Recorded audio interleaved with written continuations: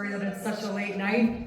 We're running on happy fumes though. I'm wide awake, so I can take any questions you may have and just here to enjoy the moment.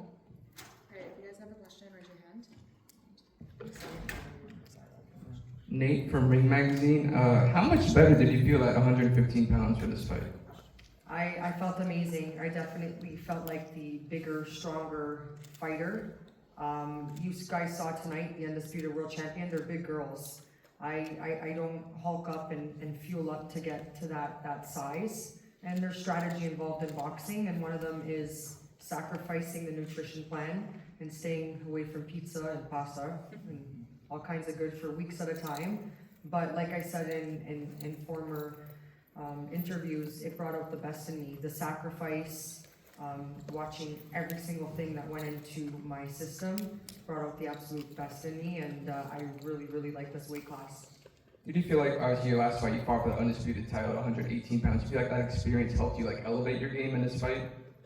It elevated my hunger, and I wanted to open up more doorways for myself to go after world title matches, and by kind of steering towards 115, I just hope that this is going to give me the opportunity to kind of see whatever doorway opens, and I'll walk through it. This was a stepping stone, and I'm ready for whatever's next. I don't like telling people because I didn't want a pity party, but facing Meeks in December, I was really, really sick with pneumonia. I got it the Monday that I arrived to Miami. I sweated out lots of weight, 2-3 pounds every day. That was the only good thing it did for me. But it really messed up my confidence. My nerves took over because physically I didn't feel well, so I couldn't redirect my thought process and turn those negative thoughts into positive affirmations because of how I felt. Then I got cut open in round 2 and all the nerves subsided, and I picked up the pace in round 5 to 10, but it was a little late. And you can't dethrone a champion when it's close. You have to win from start to finish. It definitely gave me a different level of confidence because somebody couldn't put me on my butt, even sick with pneumonia and a 10-stitch cut. So the whole experience has definitely made me and not broke me. Did this fight play out how you expected it to? Yeah, I mean, everyone's coming around and congratulating me and saying what an amazing fight. As soon as we got out of the ring, I said to my corner it was my worst pro performance. But the dancing partner that I had in front of me, you know, sometimes fights and styles make fights, and she was an awkward dancing partner, and I was, you know, awkward as well. I adapted.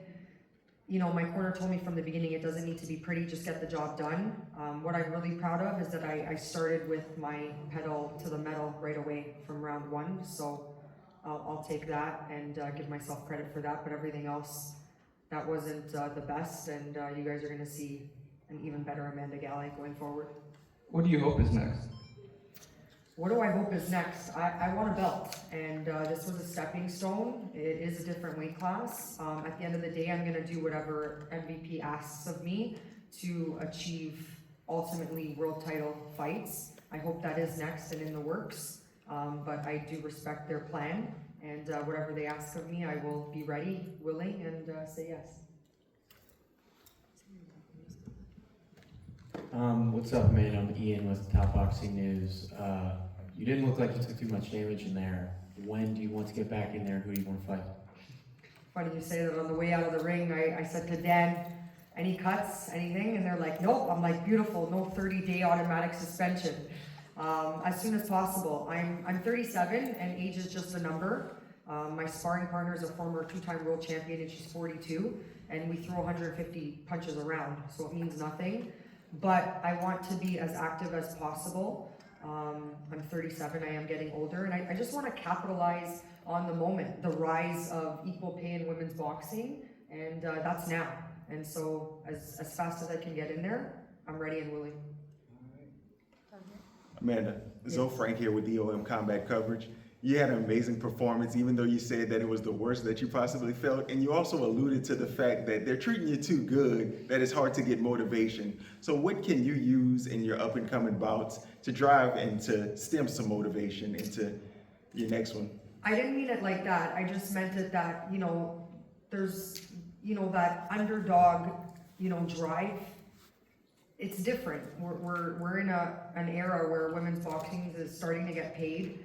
We're with the best women's promotional boxing team, and you come down here and you're treated like a star. You know, hotels, per diem, everyone walking you to where you have to be, giving you notification ahead of time. I mean, this is an experience of a lifetime. So, you know, to have that underdog edge, it builds character. And what I do is I implement that every day of my life prior to getting to fight time.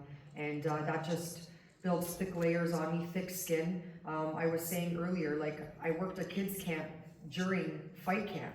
You know, 8 to 4, trained at 6:30 in the morning, trained while the kids were on lunch. I didn't need the money, but I did it to give back to the community that cheers me on. And I did it because I wanted to have that underdog, tired edge that I had to push through. And, you know, it pays out in the ring when it's fight time.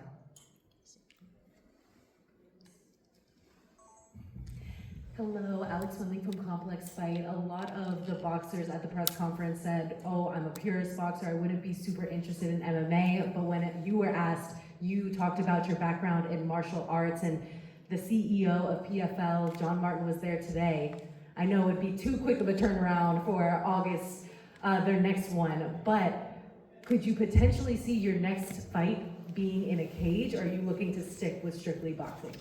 I'm gonna stick with strictly boxing because I don't believe in being a jack of all trades, master of none. I got tunnel vision right now, and that's to become undisputed world champion at whatever weight class, one belt at a time.